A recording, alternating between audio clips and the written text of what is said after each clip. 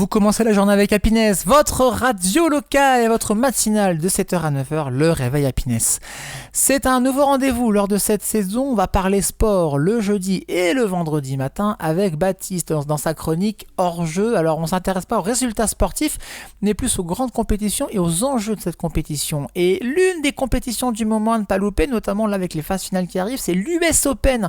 Vous suivez peut-être l'US Open, mais si vous ne suivez pas cette compétition, cette compète de sport, de tennis aux États-Unis, eh bien avec Baptiste on va se refaire un peu le brief de tout ce qui nous attend pour cette saison. Baptiste, dis-nous tout, bonjour. Si le tournoi de Wimbledon de tennis marque le début des grandes vacances scolaires, son collègue américain annonce quant à lui la fin de la récré et le retour de l'école.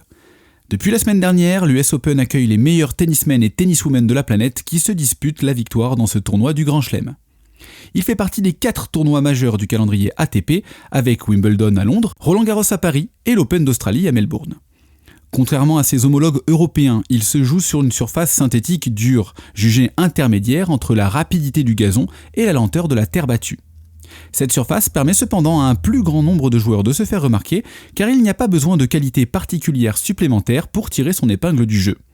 À Flushing Meadows, dans la banlieue de New York, le vainqueur, qu'il soit féminin ou masculin, remportera la coquette somme de 3 300 000 $, mais il faut la mériter, puisqu'il faudra remporter 7 matchs en 14 jours. Mais justement, qui va remporter le tournoi selon les spécialistes ? Alors du côté des hommes, Yannick Sinner semble être le favori naturel puisqu'il truste la première place du classement mondial. Il a remporté l'Open d'Australie, il a remporté Wimbledon.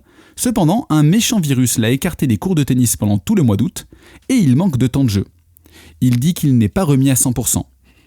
De plus, face à lui, il y aura son éternel rival espagnol Carlos Alcaraz. En 2025, en finale de Grand Chelem, les deux champions se sont affrontés 2 fois pour une victoire de chaque côté. Alcaraz est en feu après une nouvelle victoire lors du Master de Cincinnati, la répétition générale de l'US Open. Si l'on veut éviter la traditionnelle bataille entre les deux grands de ces dernières années, le vétéran Novak Djokovic semble être la meilleure option, à voir maintenant s'il est capable de tenir physiquement. Et si vous voulez tenter un petit coup de fantaisie, pariez sur l'outsider américain Taylor Fritz, qui jouera à domicile et qui reste sur une présence dans le dernier carré de Wimbledon. Chez les femmes, si Iga Swiatek semble avoir retrouvé son meilleur niveau avec une victoire à Wimbledon et dernièrement à Cincinnati, il apparaît que la régularité d'Arnia Zabalenka soit un atout pour la numéro 1 mondiale biélorussienne. En effet, avec 3 titres en 2025 et 5 places de finaliste, elle semble tout indiquer pour conserver son titre. On peut également citer Coco Gauff parmi les favorites. La vainqueur du dernier Roland-Garros sera poussée par les 22 000 fans chauvins du Arthur Ashe Stadium. Pour savoir si vos pronostics et les miens sont bons, rendez-vous les samedis 6 et dimanche 7 septembre.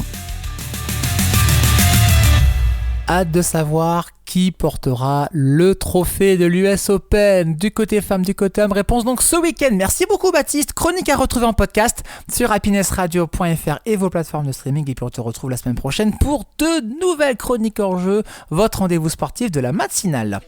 Autre rendez-vous à ne pas louper, c'est vos événements à venir au plus près de chez vous. Et oui, de beaux rendez-vous à ne pas louper dans l'Oise, à Amiens. Ça se passe dans Quoi de neuf l'agenda. Je vous réserve quoi comme événement ? Laissez-moi 5 petites minutes, le temps de trouver et on en reparle juste après votre playlist Happiness. Année 2000-2010, les hits du moment, vos nouveautés, vos sons à l'ancienne même, ça fait du bien et c'est maintenant sur Happiness.